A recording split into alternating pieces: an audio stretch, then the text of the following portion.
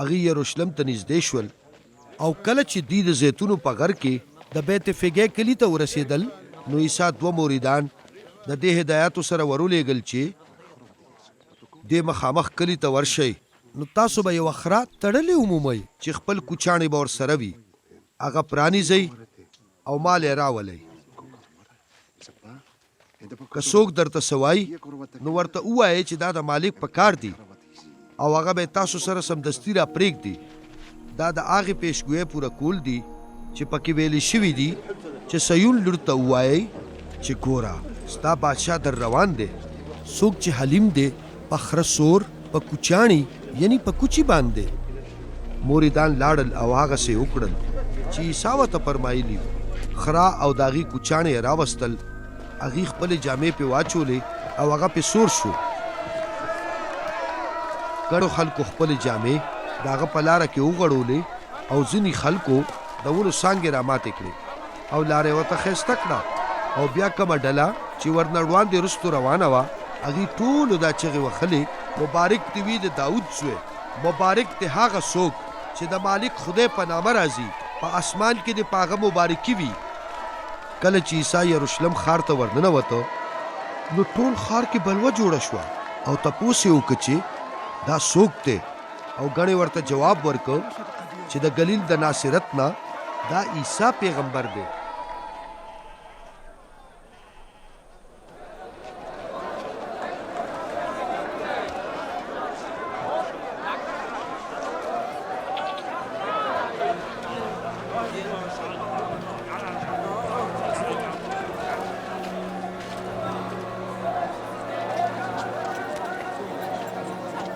عیسی بیا د خدای کور ته ورننوته او هغه ټول خلک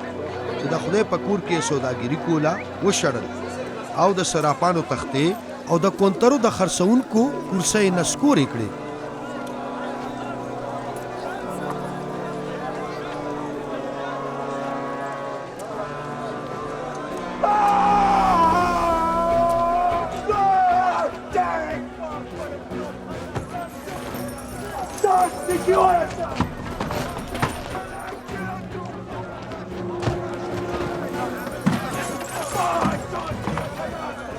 او ورته وفرمایل چې صحیفې وایي چې زما کور به د دعا کور بللی شي نو تاسو ته د ډاکوانو اډه جوړه کړې ده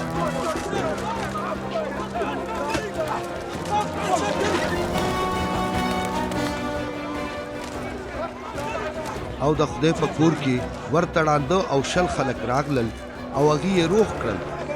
امامانو او د شرع عالمانو چې دا حیرانوونکې معجزې ولیدلې چې هغه وکړې او د خدای په کور کې د ماشومانو چغې واورېدې چې مبارک دې وي د داود زوی نو دوی خفه وو نو هغه ته یې وویل چې دا ماشومان چې څه وایي ته یې اورې عیسی جواب ورکړ چې او زه اورم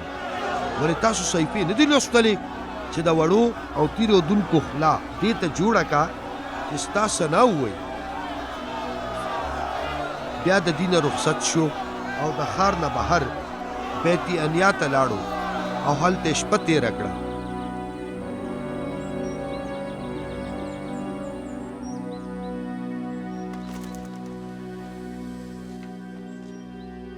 بل سهار چې عیسی ښار ته راتلو نو وږی شو د لارې په غاړه د انځر یوه ونه ولیده او هغې له ورلو خو د پاڼو نه بغیر یې پکې هېڅ ونه موندل هغه ونې ته وفرمایل چې ته دې بس د دې نه تل تر تله شنډی او ونه په هغه ټکي وچه شوه مریدان په دې ننداره حیران شول هغې تپوس وکړو چې دا لا څه چل دی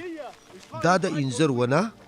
څنګه داسې سمدستي وچه شوه عیسی وله جواب ورکړ چې زه تاسو ته رښتیا وایم که چېرې ستاسو ایمان کامل وي او شک نه کوئ